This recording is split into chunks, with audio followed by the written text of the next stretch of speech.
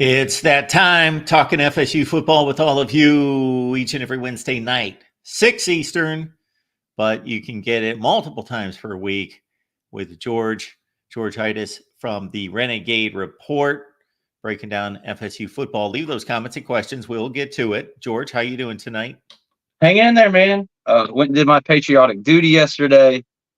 Happy to be here to give folks a bit of a break from the politics. I know you voted. Jim was out there womaning a poll station yesterday. So proud of everybody.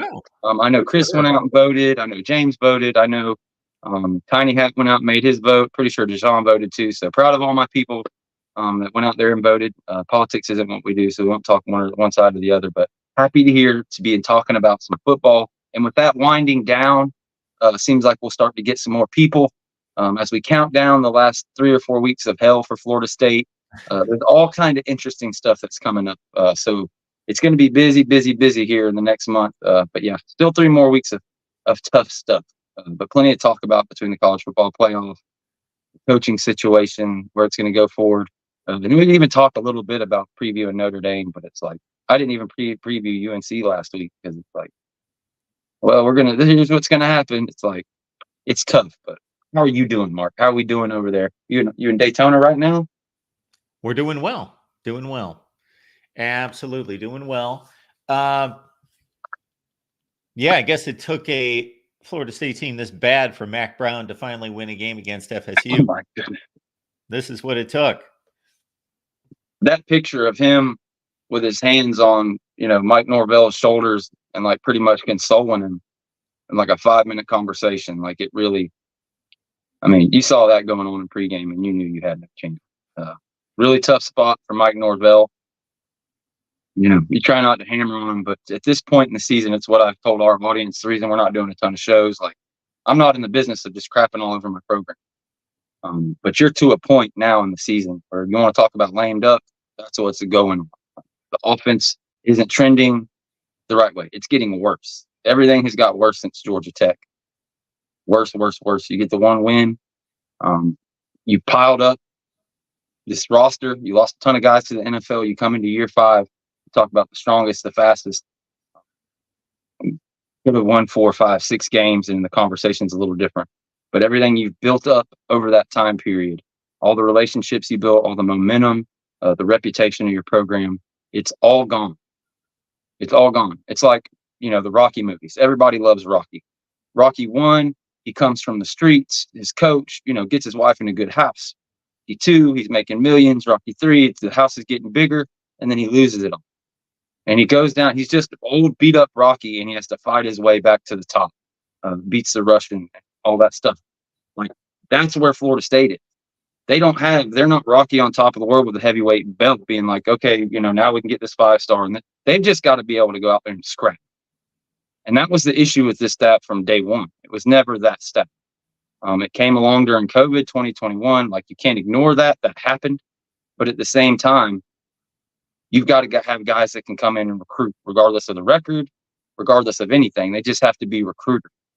And it's just not there. So some changes have to come. And there's just, maybe I'm wrong. Maybe we, go crazy and beat Notre Dame, or maybe can take Florida because they do have issues, even though they are looking to get better and better, have been getting better week by week. You got about 3 options. The nuclear one, fire Mike Norvell. I don't think anybody really believes that with the $65 million tag on his head. But it's a conversation to be had now that you're 1-8, headed for 1-9, looking at 1-10 since the Georgia game. However you want to talk about it, you can't. When it goes that bad, you have to discuss it. People floating Deion Sanders' name out there, Lane Kiffin, things of that nature. I just don't know if Deion is a long-term college football coach, even any kind of coach. Will he go try to follow us under the NFL? I will give Deion his props. He's done a lot better this year than I thought. Although I think kind of what I thought about the Big 12's strength of schedule and the depth of that conference is also, a lot lower than people realize. But yeah, he's killing it. He's doing a good job. Could he possibly do it at FSU as a CEO? Maybe. I just don't believe he has the dedication or is that into it and invested into college football to want to come to Florida State and make a 5-10 year commitment to do all this stuff. Maybe I'm wrong. I've been wrong about him before. So we'll see. That's, of course, that's the least likely nuclear option. Not many people think he's going to get fired this year. The other two is, an overhaul of staff. You do a complete overhaul, a heavy overhaul, or are they just going to get rid of one or two coaches and try to just, okay, they went 13-0. We're giving them benefit of the doubt. This is just a bad year. I don't think that's an option. I think if that happens, if they just change a couple coaches, give them the benefit of the doubt, just roll with Mike, and he did it once, he can do it again. It's the beginning of the end. I truly believe he can. He could come win 6 games and then 10 games, but this is Florida State. Like, that's okay at Memphis or, Indiana, wherever else. At Florida State, the standard is higher. So you're in a position now where you have got to change the staff up and to be able to strike a balance of guys that are young, guys that go get it and go recruit. Right now, we've just got a bunch of youth ministers just all over the team. And there's this whole thing about wanting to get good people, people that don't drink, and virgins, and this whole kind of narrative around the culture and everything around this team. Like, I loved it. I was proud to be a part of it. I love how spiritual they are. They break down in like groups to do prayers and stuff before practices and games and everything like that. But there is a level of college football that you just kind of have to play in the gray areas. You have to find a guy who maybe isn't a good kid, or maybe is a good kid, but he's got something terrible going on at home, so he's in trouble. You've got to go help that guy and figure out how you can get him into your program and make it work. And not even so much that the tip-top guys, the Jeremiah Smiths, I think they're so good and so far removed from the streets or anything, but that's another part of it. You've got to be able to go get the tip-top athletes and sell them. You have to really sell them. It's like, when you're trying to, hire an actor or something, and you bring them to the studio, and you've got all the famous actors that you employ, all your best agents, all your best food out there. That's what these recruitment trips are. And the hard sell of, this is what you're doing wrong, and this is what we can do for you here. That doesn't work when you put on the film and see what these receivers are doing. And it's real easy to point at just this year, but it was the same in 2020, 21. Then you finally get the portal guys in 22 and 23. Recruiting, it's got to be fixed. I made the argument last night on my show, like, there's a chance this could have worked, because they did, due to COVID, due to their nature, all those things, they built up to where this 2025 recruiting class, it was going to be a top 10 class. Make no mistake. They had 2 top 100 D-line and offensive linemen committed. They had 3 top 25 wide receivers, like 14 or 15 commits, and it was 99% blue chips. Like, they were on the way, and that was before the season or at the beginning of the season. But that was all built up due to a program in 4 years. That's out the window. And this staff has proven over and over and over and over again, they cannot go out there and sell recruiting to Florida State just on the logo. Like, they have to have a good team behind them. It's just how it is. They've missed on so many top guys, getting flipped at the last second.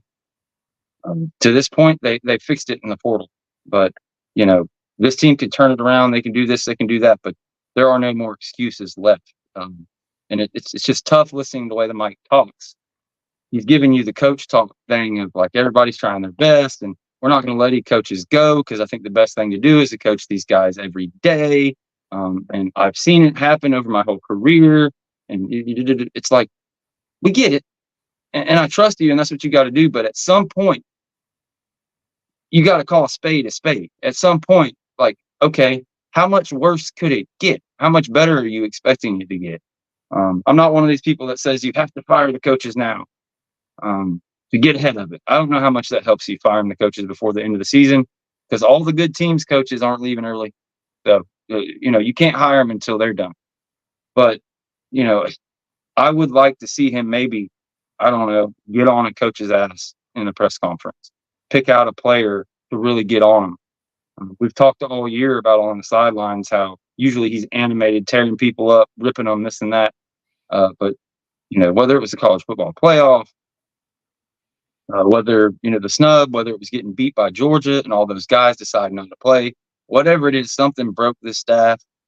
They lost sight of the evaluation and kind of what's going on in the rest of the country. To hear Alex Atkins talking about he's got to go back to square one and relook at all his evaluations and stuff.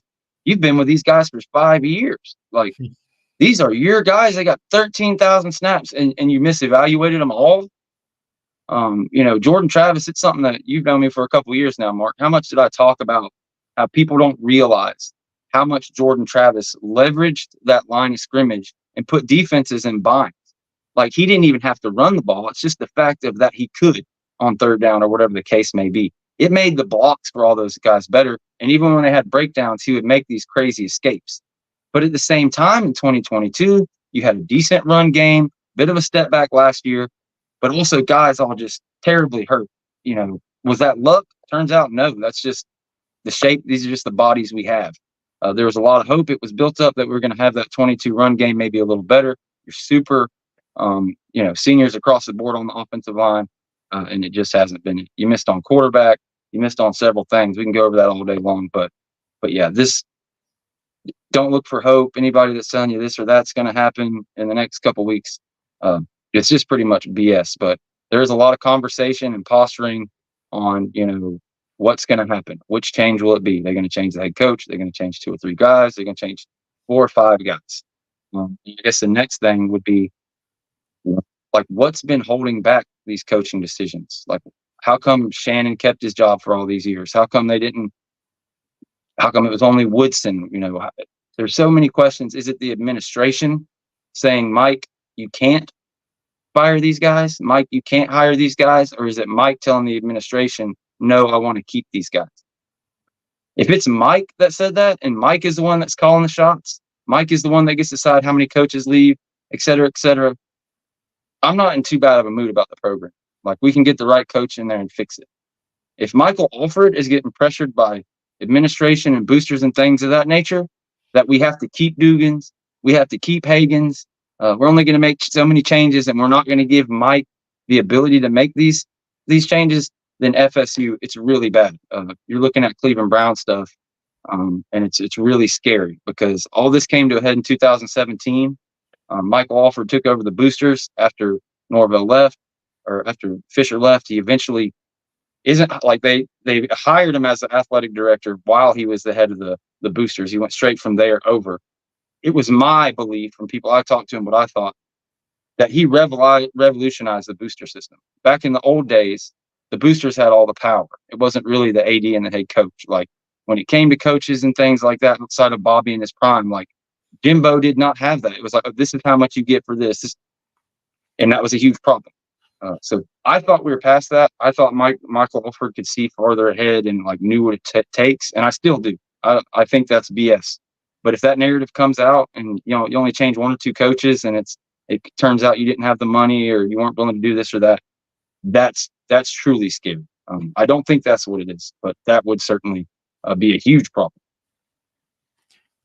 Folks, as Florida State fans, you can forget about the current situation for maybe a couple hours. You can pick up my new book here, Disputed National Champions. You can live back in the 1990s for a couple hours. Look through the book. Check out the book. Jackson has left the link there in the chat.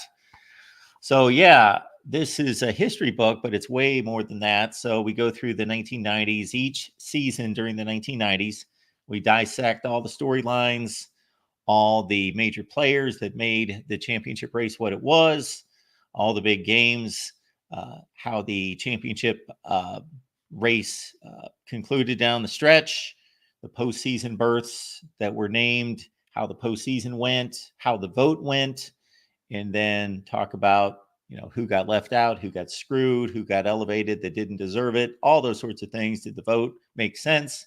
And then what was the impact on that season toward the rest of college football? But way more than that, we take each of these seasons during the 1990s and we put it into the future eras. So we take every season, 1990, 91, 92, on through 1999, that you're pretty familiar and fond of course, 1999. And we put those into the BCS formula. and let you know what it would look like. We put it into the 4-team college football playoff formula, how it would have looked like and what the results would have been. The 12-team, and then, of course, we got a proposed 14-team. So give it a look. The link's there in the chat. Definitely Florida State fans, 93 and 99, you don't get any better than that. So definitely check it out and maybe hear a story or a line, whether it's about Virginia Tech or Notre Dame or whoever from those seasons and kind of how that went. It's a very good read. So go check it out for sure. Appreciate that, George. So let me ask you this. When you bring up the coaching staff,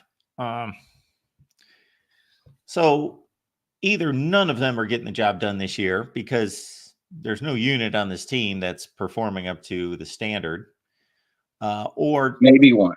Maybe they're okay. So let's start DBs there. And special teams. We'll give it DBs okay. And special teams, probably the only two that are close. Okay. Because I was going to give it not really a two-part question, but number one, is there anybody doing the job from a coaching standpoint? We can't assume that everybody has just sucked because the team sucks, that everybody, just like there are individual players that are having decent seasons, that doesn't mean every player is having a bad season.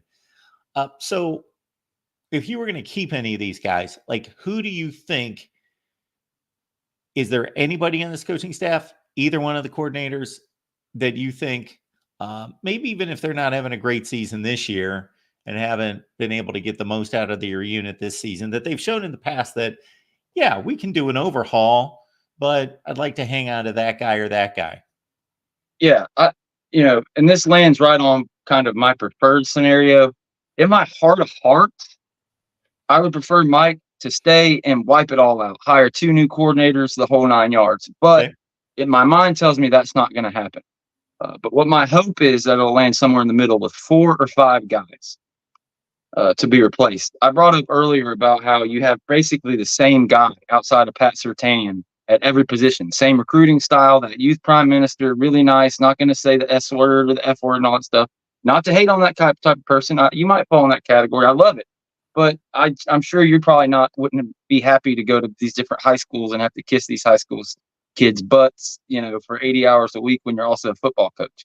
And I don't think Odell does either, and that's fine. But the big thing is, I think basically anybody could go, but the people at the top of the list are going to be Randy Shannon on defense, Ron Dugans on offense. Those are the 2 tip-top guys who, it's pretty cut and clear. They're gone. But the important part to me is that you do bring in those young, hot recruiter type guys. You have to. There has to be some kind of balance. So what am I trying to say here? What I'm trying to say is you need somebody to hold the other count, like whatever coaches remain, you need at least half guys to come in, 4 or 5, to hold them accountable. Because there is a blindness in this program between Mike Norvell and all his guys, whether it's because he delegated responsibility to the offensive defensive staff and they let him down, or it's all his fault, whether it's the general manager and the recruiting efforts that misevaluated. So yeah, that's for me why it would be a nightmare if they only changed 1 or 2, because you have to at least change half to bring some accountability. You can't bring a couple yes men in there or nothing's going to change. Nothing. So I gave you the first 2. The next 2 or 3 are the toughest. On offense, Alex Atkins has a show clause for the next 2 years because of the recruiting thing. So it's going to be hard for Mike Norvell to find a position where he lands on his feet in a good spot. It's a big point of contention. Alex, Mike, they're super tight. People aren't really expecting him to leave. But what I do expect out of him, if he's going to remain, in my scenario, what needs to happen, if you're going to hire 4 or 5 coaches, you're going to have to bump him down to an offensive line coach or a run game coordinator. And then you're going to have to bring in an offensive coordinator. Brendan Marion, UNLV, is just a popular example. Who knows who it will be. But if you could bring him in, passing game coordinator, offensive coordinator, you have Alex Atkins. The next 2 on the chopping block are going to be Chris Thompson and Yak. Out of those 2, personally, I think Chris Thompson would be the guy to go. And then over on defense, we're at 3 right now with those guys. Your 4th and 5th guy, Odell. What do you do with Odell? It's and this is one of the rumors out there that the administration has told Mike he's not allowed to fire Odell. He's going to stay just as long as he wants. If that's true, I've got a legitimate problem. And it's Cleveland Brown stuff, because it's you've already made it through 3 coaching staffs. Like, how much of a benefit of the doubt do you need? Like, coaching them up and doing this and that, that's great. You're coaching up who you have every year, but somebody has to recruit them, unless you're going to hire a 3rd defensive line coach. Papucci's, he's coached his guys up, and it's a similar thing. It's like, you can't have 2 guys that just coach and don't recruit. So whether it's Papuchis or Odell that gets gone, you're going to have to bring in a guy with that swag, with that young kind of thing on defensive line. The linebacker coach, the dream guy would obviously be Derek Nicholson from Miami. But I already said Pat Surtain. He looks great.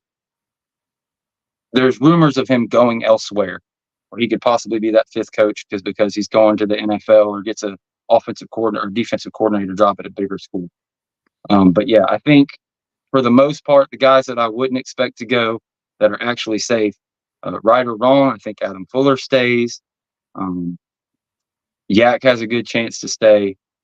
Obviously, Mike Norvell, and then one of the 2 of Odell and Papuchis. My personally, I prefer it to be Papuchis and just move him to special teams coordinator, or really the same position. He can be special teams / D ends, and I want him to bring in a defensive line coach. You know, somebody that coaches the whole defensive line, recruits the whole defensive line, is an ace recruiter. Somebody like Brad Long back in the day, yada yada. But yeah, if you don't, if that stuff about Dugans and Odell is true, and you only get rid of 1 or 2 coaches, yeah, bad news bears. I want to give FSU, Michael Alford, the administration, Mike Norvell, more credit than that. But these coaches are so set in their ways, and you know, you build up this faith of building a program and your whole book of how you do things over 20 years. We've seen it time and time again. Nick Saban is the only one. Nick Saban, and I'll give Jim Harbaugh a bit of credit because he did change his staff up. He went back to his original thing. He kind of changed. He started out as that power, run game, and then he switched, spread it out a little bit as the offenses opened up. Then he came back to his thing. But as far as completely changing like their identity of their offense and their philosophy about using transfers and things like that, Nick Saban is the only one that I've seen successfully truly flip that around. And Brian Kelly, same thing. He got it back on track, but it's just LSU is just Notre Dame. I mean, it's the same thing with a little bit better athletes. So can Mike actually change it? I don't know. What I'm hearing in the press conferences, I don't have a ton of confidence. But yeah, I think if you're going to see anybody go, Odell, Cannon, Dugans, and then you look at Thompson, possibly Surtain, possibly Yak. So there's your 6 guys. The first 4 most likely, but the other 2, Yak and Surtain, there's a chance they could be gone too. Because just like tight end with Thompson, running back, you got to slip somebody in there that could really recruit. And I like Yak, and I think he relates to the kids better than most of these guys on the staff, if I'm being honest. But he doesn't have that X factor to be a lead recruit. The fact that Alex Atkins is the best recruiter on the staff, and he's got all these recruits, that it makes that situation even tougher. But it just goes to highlight how poor this coaching staff is at just selling the program and just recruiting on, period. But anyways. Every Wednesday, folks, right here at the Voice of College Football with George. Sometimes we get James, sometimes we get Chris. Of course, Den Media Group with James Coleman, and Spear Addicts with Chris. Also want to highlight, because we certainly talk about this every week, and we let you know that you can find Florida State football coverage with George at the Renegade Report, and we dropped the link in the chat. But just to give it a look right there, that's what you're looking for right there on YouTube with the Renegade Report. So there's a look at George's YouTube account. So it's easy to find Renegade Report right here on YouTube. And then also you can follow what George has to say about Florida State football on Twitter as well. That's what that looks like right there. Appreciate you, man. Y'all got we're at 2,800 subscribers, so kind of slowed down here with everything going on this season, but we're starting to pick up. Like I said, once we get to the end of the year, it'll be back to every Sunday, Tuesday, and Friday at 7 Eastern, and we're going to have a ton of guests, ton of stuff to talk about. But yeah, we appreciate it, and yeah, you keep me regular. It's like it's really tough right now, so I appreciate you keeping this thing going every Wednesday and kind of having a conversation that's just me and you. It's fun, But yeah, I wouldn't mind James and Chris showing up to let me sit back and Take a listen to breath. them a little while too. No doubt. No doubt. We talked before we started to record tonight. Of course, the college football playoff rankings. You Florida State fans know what the deal is. Last year, you were all about this, and this was the topic each and every week after we got to the place where they started revealing these rankings on Tuesday night. And of course, none of you could care less about it at this point in terms of being a Florida State fan, but many of you college football fans, you still love the game and love the rest of the games and are interested in what's going on. But obviously, George, as you look at this, you've got some thoughts beyond the exact teams that are involved. You know, we certainly can talk about that. But in regards to what has been the big fight over the last, what's pushing a couple of years now with Florida State in the ACC, Clemson in the ACC, and the grant of rights and all that business going on. And this is kind of playing out in front of our eyes in regards to the perceived and real value of the ACC.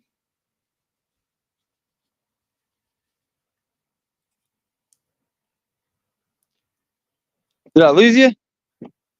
Yeah, did I lose you? Yeah, I lost you there for a second. Sorry about that. No I had worries. somebody pull up out here in the yard. I had to go check it out real quick. Oh, I was trying to stay on audio only, but okay. no, I heard you was talking about the college football playoff and the top 12 spots that I was wanting to talk about there. Yeah, so I was just going through. We just put them up here in regards to the video graphic, and just in regards to, of course, Florida State has nothing to do with this year after being such a big deal and being right in the middle of all of it last year. But in terms of the ACC and Florida State's fight against the ACC and Florida State's argument that the ACC is devalued and not given the same cred, whether it's deserved or not, as the other conferences, kind of plays into your look at the ACC and these initial college football playoff rankings. Yeah, look, we talked about it all off season. We got a lot of heck for it. Called this, called that. FSU was just up and down the block for being Madonnas and babies and overrated and all these things. People laughed at us for not making the playoffs. And here we are, after all that talk, all the Big 12 test thumping that went on and things of that nature. And what do you see there, Mark? I see 4 SEC. I see 4 Big 10, 1 Mountain West, 1 Group 5, 1 ACC, and 1 independent. So what weight does the ACC conference hold, Mark? What benefit does Miami have to be in that conference? What benefit does Pitt have? If they were 8-0 as an independent or in the Mountain West, they'd be ranked higher. So it's tough. And, February 1st, that's the date ESPN has to extend. He's talked all this stuff. Oh, FSU's overrated. They don't mean that much to the ACC. Okay. ESPN has 4 SEC teams and 1 ACC. The next 2, SMU and Pitt, they wouldn't be in the top 10 of ratings or money for an SEC place. So why on God's green earth did ESPN give half the money or even close to that to the ACC? What do they give to the ACC? What they give to the SEC? Somebody will have to explain it to me. It makes zero fiscal sense, especially with 2 teams threatening to leave.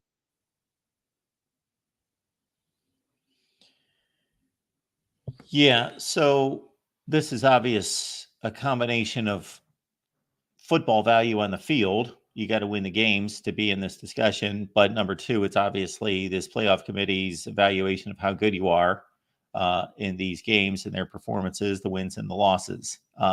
Another thing that you're bringing up is obviously the television value, which is not reflected here. You can be SMU and not get flies to watch your games. But hey, if you've got a good football product and a good football team, then you're 8-1 or whatever they are right now. Totally disagree. And on the fringe. What's that? I totally disagree. If SMU and Pitt had a good TV product, they'd be ranked in the top 10. Like, Yeah, Does I don't does think do you any of listened to those what I SEC don't think you teams listened to besides what I said. But anyway, yeah, I you don't said think. you said the TV value doesn't represent in the college football playoff poll, that they're just ranking it on what's on the field. I'm arguing that is not the case. Oh, I got you. That it's absolutely to do with brand recognition. Just look at the top 10 and who's ranked and who's undefeated and who's got one loss and who's behind everybody. You see what I'm saying? That's the point I'm making. Like, it really doesn't matter what the hell happens. The rankings, the records of the conferences, they're all about the same. No matter what happens, if Florida State was good this year, it'd be Florida State up there because they would have beat Miami, and Miami would be down at 13 or 14. Clemson would have 3 losses because Florida State beat them too. Like, it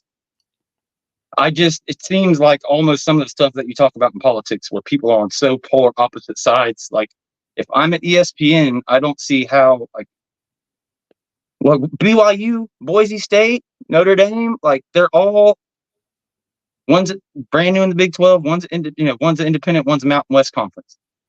So, like, what does the ACC do at all? Like, they don't do anything.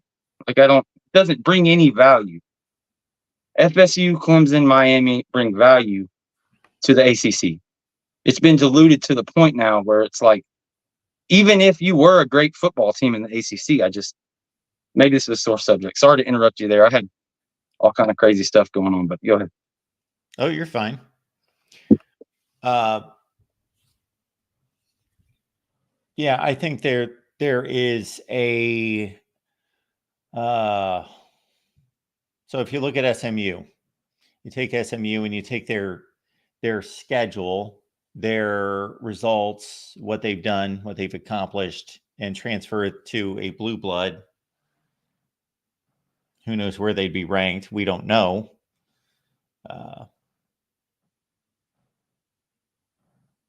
Same with Pitt. I'm muted, but I looked at the one that I looked at had everybody's strength of schedule up underneath them.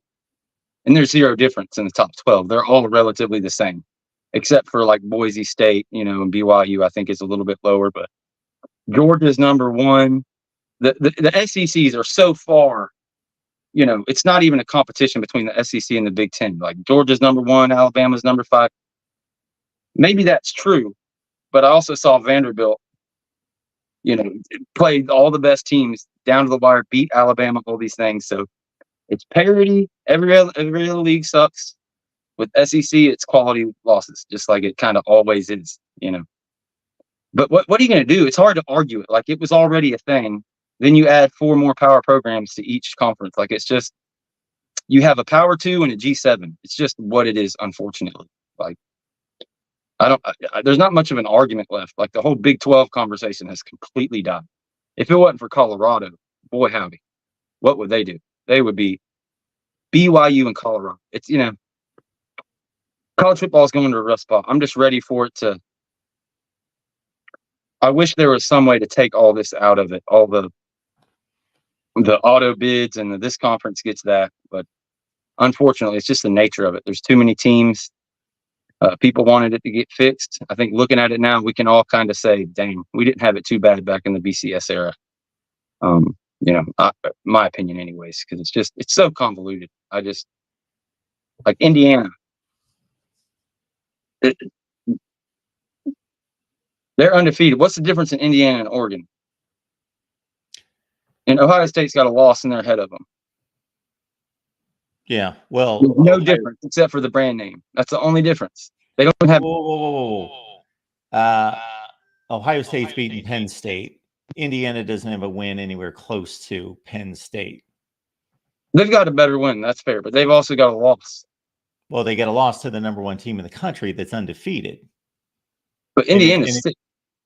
And if I got to think, we don't know, but based on past rankings, that if Ohio State would have gone out to Oregon and got their doors blown off, they'd be ranked differently than going out there and losing by 1 point on the road to the number 1 team in the country, especially when they had the ball in field goal range to win the game. So basically, they're playing even. You could actually make a argument that Ohio State outplayed the point spread or outplayed the situation.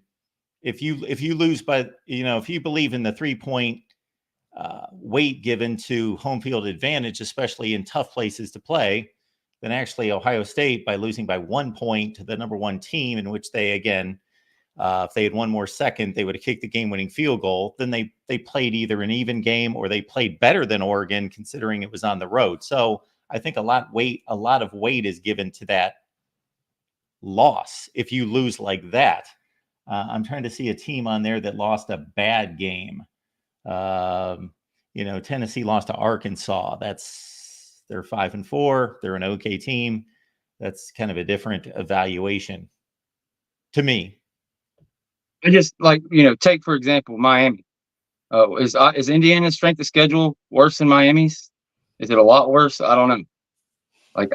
I don't know what Indiana gets out of being in the Big Ten. If they're going to be undefeated, I guess what they get is a couple spots ahead of Boise State and a couple of spots ahead of BYU. It's just, I think the college football playoff has gotten lost in the sauce with the brand names and history.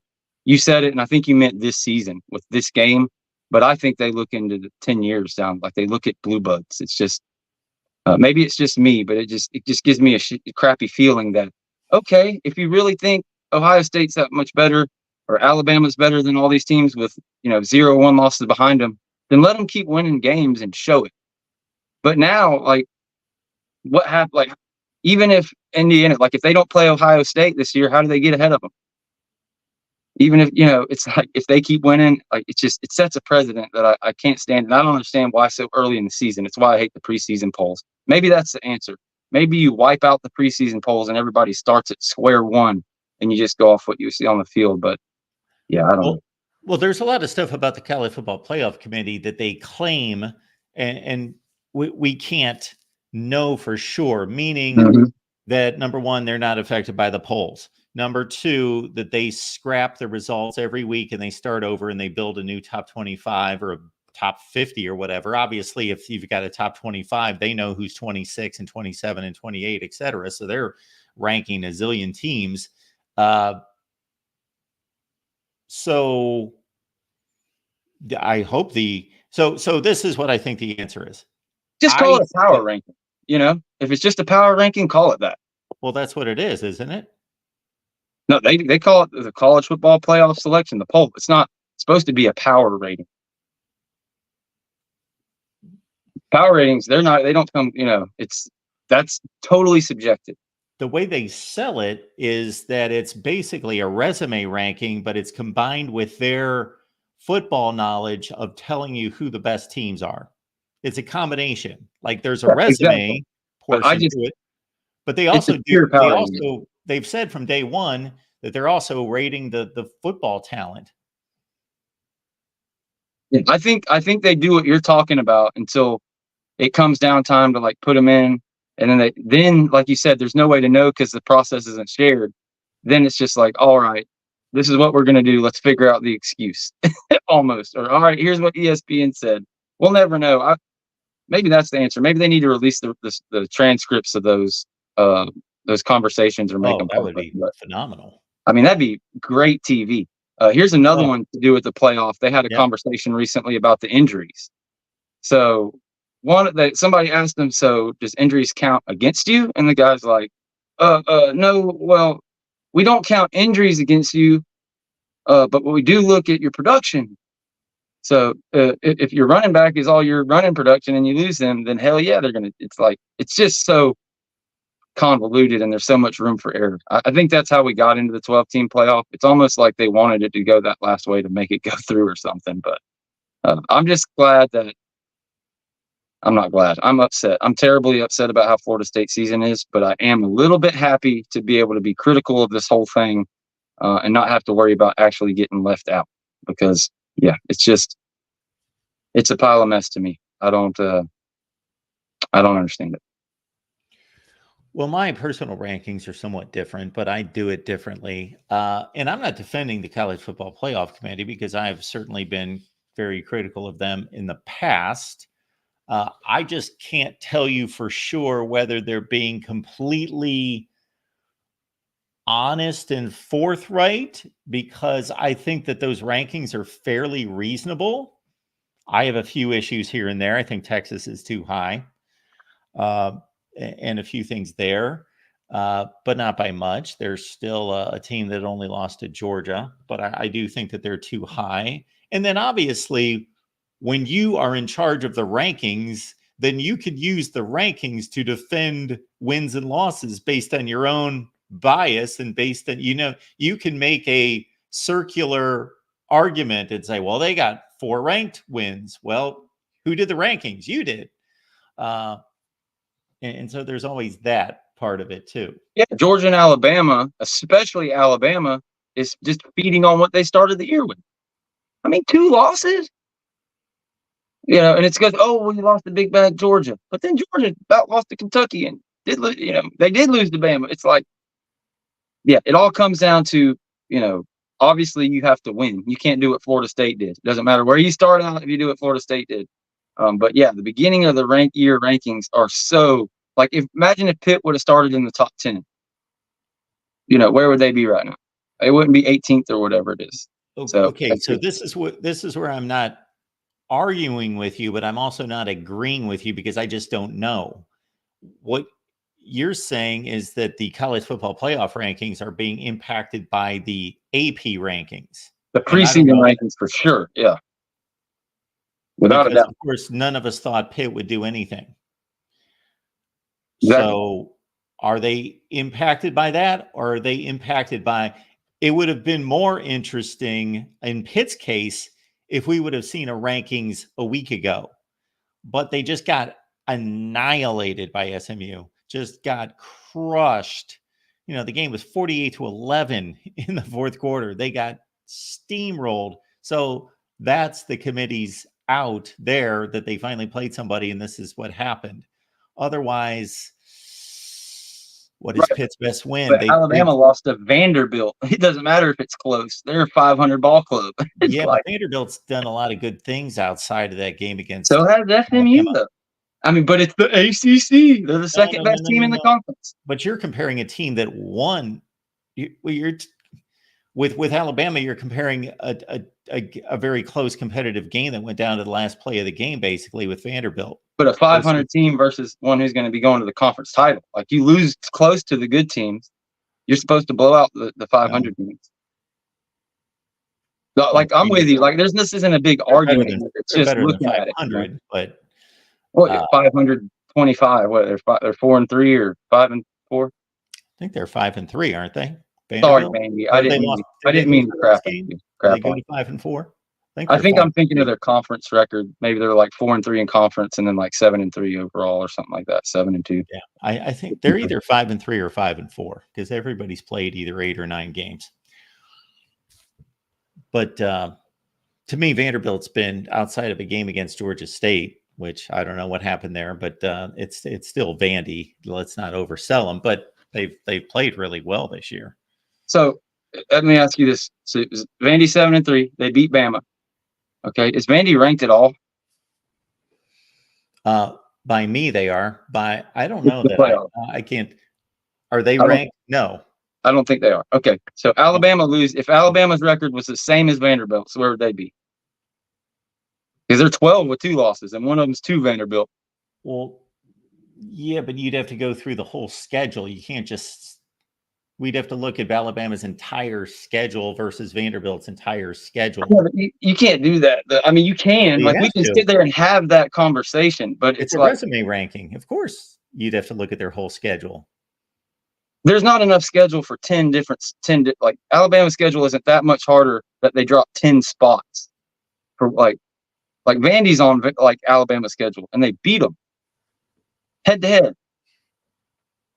You see what I'm saying? Like, I get what you're saying. Like, absolutely, you have to look at it. But I don't have the information. I don't think any of us do. Either of us do well enough for all the teams on here to have that conversation. But overall, I'm just saying, like, brand name's the most important thing. It's just clear. Like, I don't know who everybody lost to and who they beat that was significant. But yeah, well, the other thing that I don't know. I can't answer this question either about the committee. I know that it factors into my rankings heavily. Just because you're not in the top 25 doesn't mean you suddenly become a horrible football team. Like that there's only 25 good teams and then it suddenly falls off a cliff. No, there is a number 26. If they're doing their job, they could tell us who number 26 is, and 27 and 28 to some degree. They should be able to tell us about to 35 or 40 if they're doing their jobs. 40 teams. Yeah, I agree. There's 40 legitimate teams or somewhere about in there every year that can compete. Because look at, let's see who's on the back end of this that's in the Power Four, like Kansas State, Colorado, 6-2, 7-2 teams.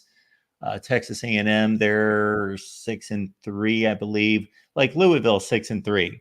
Louisville just beat Clemson, they're 6-3. They got to be just off of this top 25, I would think. South Carolina's the same. They got to be just off of this ranking, I would think. Iowa, teams like that. And flip a coin as to, the difference between number 18 in the country and number 28 in the country. Like, I think once you get to about, 16, 17, you can go from there for another 15 spots, and it's pretty much the same football team. It's close. And that's kind of the point that I'm making. It's like, why can't you just give them the benefit of the doubt? If it's that close, why can't you give them their record? And over and over and over again, you see teams, the teams with the brand in the right conference lose and not moving the polls. You see the team without the brand lose one game and drop 10, 15 spots. And it's just, it's really clear, especially when you're not fighting and wanting your team to hop over other teams. You kind of see like, damn, I would be pissed if I was Indiana or this or that. Like, yeah, if we're doing a power rating, this and that, we know, Pitt doesn't have the players, this or that, but they never got ranked in 2020 until it was at the very end and they won the conference, championship. I would have been upset as a Pitt fan back then. It's just a reality. It's like almost not even worth arguing. Money is in the SEC and the Big Ten. They're going to get 4 picks eventually. It's going to be 4 each, regardless. And look, that's what it represents perfectly right now. 4 for the SEC, 4 for the Big Ten, 1 for the rest. It's just people had this idea that somehow there was going to be a P3 or a P4 or even, Big 12 or an ACC were going to be close and still compete. I think this season has proved that there's teams in every conference that could win. There's parity to where a Boise State or a BYU can be this good. But as far as the conference, yeah, there's the rest of them might as well just collude. Like the other 7 conferences might as well get together and have like a best division and a worst division or something, because you're just going to have to go undefeated, lose 1 game if you want a chance to get in, if you're not in the SEC or the Big Ten. It's just how it's going to be. Unless you're in the ACC and you get lucky enough to play Clemson, Miami, Florida State, Notre Dame out of conference, etc., and you just have this freak schedule. There's too many teams. There's 18 teams, and the bottom 3/4 of it is not respected whatsoever, and for good reason. Don't make no mistake, for good reason. But yeah, I just think it's time for Florida State to get in the Big Ten if they want to continue to compete, and that's another reason why maybe recruiting is slipped. Maybe you lost track of these things. Maybe you didn't sue the NCAA like Tennessee did because you had 3 lawsuits open already. But yeah, I don't think there's any future. If you're going to stay in the ACC, you might as well join the Mountain West, go independent, or go to the big schools. I don't see any value in any team being in the ACC unless they are lesser than, unless they are Wake Forest, Syracuse, or a Pitt. And, for whatever reason, they can go undefeated or get to the ACC championship, they can get in. Florida State is an independent and they go 12-0 or 11-1, 10-2. They're probably in. Probably have a better chance as an independent than the ACC, just looking at what Notre Dame, the respect they get year in, year out. Well, the 2 scenarios I see out there that are the most obvious to put together that could challenge this Big Ten and SEC 4-4 and get multiple teams from the ACC and or the Big 12 would be is that if SMU runs the table and they win the conference championship, obviously they're an auto bid and they knock Miami down to 12-1, that Miami still makes it at 12-1. I guess. I think they would. You have to wonder. You have to wait and see. But yeah, and then the other one would be pretty similar. Iowa State goes on a run. They win all their games. They get the auto bid because, well, it doesn't really matter. If you get the auto bid, you get the auto bid. I was going to mention their record 7-1, but they beat BYU, who was undefeated, and knocked them down to one loss as a non-conference champion. Do they stay in the top 12 over Big Ten and SEC teams? That's what I want to see, just to see how far the committee's taking this approach. That's what I want to see. Those two things happen. It's going to be real interesting to see the kind of flip, if they keep it more consistent this year, or if there's a big flip at the end, like last year. But yeah, it's terrible that Florida State doesn't get you get to be a part of it, man. Such a wide open year.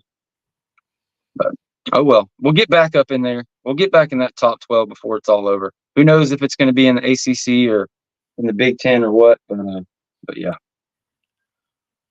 Scott Davis says college football is amazing. Anything can happen. Well, the one thing I will say about that, Scott, I appreciate people's perspective on the season. We're seeing all these crazy upsets. I really believe when we get to the playoff and these teams start playing each other, we're going to see a semifinal that's pretty much what we've seen in the past.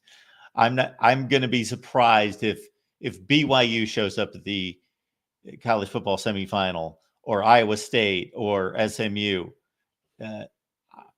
My money's on Ohio State, Oregon, Georgia, Texas, or something like that.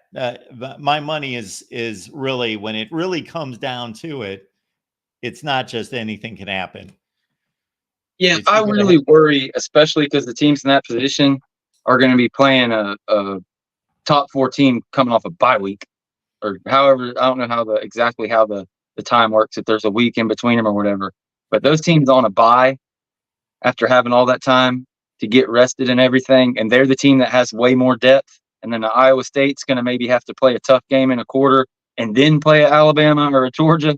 Yeah, that's going to be really tough and set up for some blowouts for sure. Well, only 2 of those teams are going to have a bye. Only the Big Ten champ and the SEC champ. The rest of those, they're going to have to play.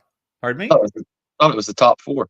Holy crap. Yeah, no, but I'm saying only 2 of these blue bloods are going to have buys. The other 2 are going to be the ACC champ and the Big 12 champ. Oh, yeah. I see what you're saying, but I would count, if Miami makes it undefeated, like, I'd be worried about Iowa State if they had to play them on rest too. But I see what you're saying. One will be Big 12, one will be ACC. But yeah, your conference champions on a week of rest versus whoever has to come in there. Yeah, the ACC and the Big 12, if they're playing, Georgia as a 2 seed, they may be in trouble too, for sure. I see what you're saying. I still think that the best place to be in this roundup, and we'll see how it plays out, I'm going to track this for years going forward, is to be the 5 seed.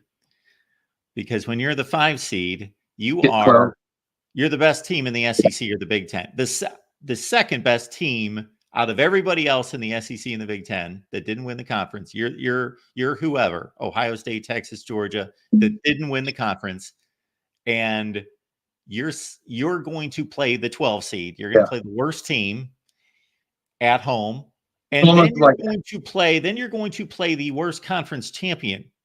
Which is, almost like a cupcake. I'm not saying they're a cupcake, but it's a drop down from the best teams in the country. That'll probably necessitate some butt whoopings, but who knows? Maybe we see some 12-5 upsets, with that. That is, you're definitely right. That's the biggest, since the top 4 seeds are out, there is no 1 versus 12 matchup. So 5 versus 12, that's by and far, that's the biggest spread by a long shot. So yeah, that'll definitely be an interesting game to watch for sure. George, appreciate you being here as always. Renegade Report, everyone. What's the next either content video or live stream you're going to do? Friday, 7 Eastern. We're going to do a show. Not sure exactly what the content of it will be. I'm still working on that, but we'll definitely do a show. There'll be a bit of a Notre Dame preview. But yeah, Friday, 7 Eastern. And then, of course, we'll be right back here on Saturday for the post-game show. After the game, and then Tuesday. So yeah, staying busy. That's the channel right there, the Renegade Report. We just did a show last night, really going in depth on the coaching changes. Got Tiny Hat and Deshaun's opinions on that. We really went through for about 40 minutes, all the kind of fine details. And then we hollered at each other for the last 30 minutes arguing about it. So good stuff. Go check that out. And yeah, I know I was a little scatterbrained, a little all over the place today, but yeah. No, you're good. Sure appreciate everybody joining You're us here on good. the Local College Football. And if you're not subscribed to the Renegade Report, we would really appreciate it. Help us get to 3,000. There we go. All right, George, good to see you, man. Yes, sir. You have a great weekend, and I don't know what to root for when it comes to Florida State. Maybe that they give you some kind of relief and shock Notre Dame on Saturday. A miracle. Pray for a miracle. That's all. All right, we'll catch everybody back here next Wednesday at 6 Eastern.